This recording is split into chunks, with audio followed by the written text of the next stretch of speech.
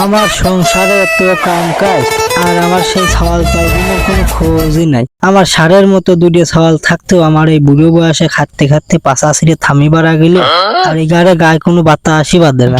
আমার সে ক্ষেত খোলার ভিতর ঘাসের চোটে আফ্রিকার জঙ্গল বাঁধে রয়েছে আর এগারে আছে শুধু আমার টাকা পয়সা গুলো গার মারার ধান্দা। কোনে গেলি রে দুটোই শিগগির এদিকে একটু আয়। শালার বুড়িও সঙ্গ শিক্ষা পাড়ার কাতালেই থাকে। এই বুড়িও শোকের জন্য কি কথা কয় একটু শান্তি আছে নাই?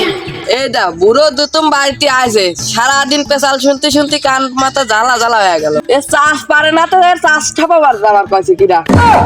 কি রে হলো লবণের ঠোস পড়ে রয়েছে না? তাই তো লবণের ঠোসই তো। দেখছো কাজটা করছে কি? আহা কোন শালার বড়া পড়ারে এরকম কাজটা করছে রে?